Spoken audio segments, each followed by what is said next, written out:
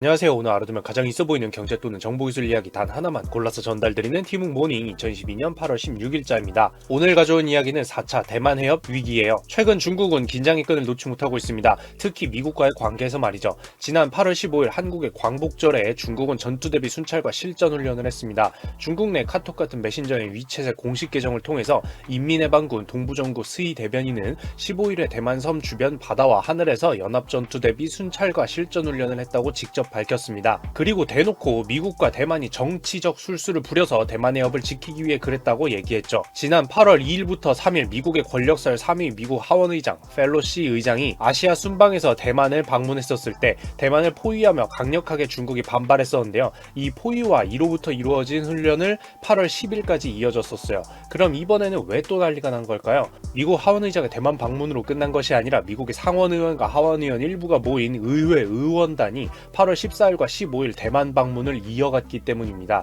특히 이번 방문은 어떠한 예고도 하지 않고 이루어졌고 중국은 고의적으로 미국이 도발한다고 생각하여 군용기와 군함을 동원한 반발에 나서게 된 것이죠. 참고로 이를 두고 대만 해협의 4차 위기 또는 4차 대만 해협 위기라고 부르기도 하는데요. 대만을 둘러싼 바다 그리고 중국 입장에서는 중국과 대만을 잇고 있는 바다의 주변을 가리키는 이 대만 해협이라는 위치에 1차부터 3차 위기가 있었다라는 얘기가 되게 됩니다.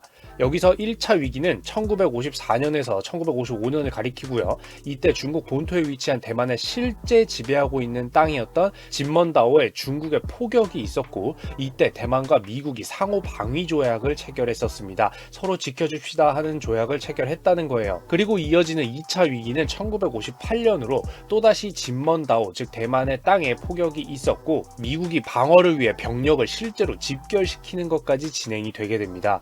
그리고 비교적 최근인 3차 위기는 1995년에서 1996년으로 대만의 최고 권력자 대만의 총통이 미국을 방문하니 중국에서 경각심을 느껴 미사일을 실제로 발사하며 반발을 했었고요. 미국은 이때 대만 해협에 항공모함을 직접 배치하기도 했습니다. 마지막으로 4차 위기라고 부르는 이번 2022년이 미국의 하원의장이 대만을 방문하고 이어서 미 의회 의원단이 대만을 방문한 것이고요. 중국은 이에 대해서 미사일 발사, 군용기와 군함의 집결, 그리고 미국의 항공모함 배치 언급 등이 이루어지게 된 것이죠. 즉 우리가 이번에 느끼고 있는 4차 위기라는 것은 과거 1차부터 3차까지의 빌드업을 통해서 그것이 켜켜이 쌓여온 것 중에 하나가 되게 되는 거고 절대 역사적으로도 단순히 그냥 저러다 말겠지라고 넘기기에는 계속해서 심화되는 위협 중 하나로 봐야 된다라는 겁니다. 미국과 중국의 드러나는 갈등으로서요. 참 오랜 세월 동안 대만을 사이에 두고 미국과 중국의 갈등 수준이 높아졌던 것이었죠. 참고로 이번 14일에서 15일 이루어진 미국의 상원, 하원 그리고 정당이 상관없이 즉 초당적으로 모인 이 의원단은 대만에 방문해서 대만과 미국의 관계, 안보, 무역투자, 글로벌 공급망 그리고 기후변화 등을 논의했다고 하는데요.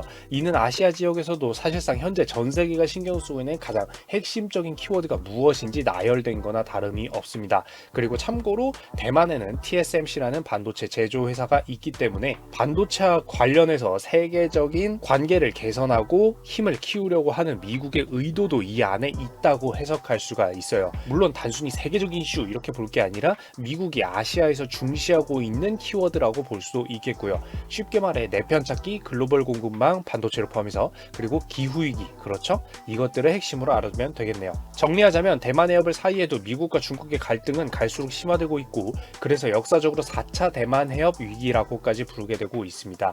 어떤 국가들의 갈등을 일으키는가도 중요하지만 탈세계화의 시대에 반도체를 포함한 글로벌 공급망에 대한 내편 찾기, 기후위기 등이 언급이 되고 있는 것도 포인트가 되고 있다는 걸 미국과 대만이 보여주고 있네요.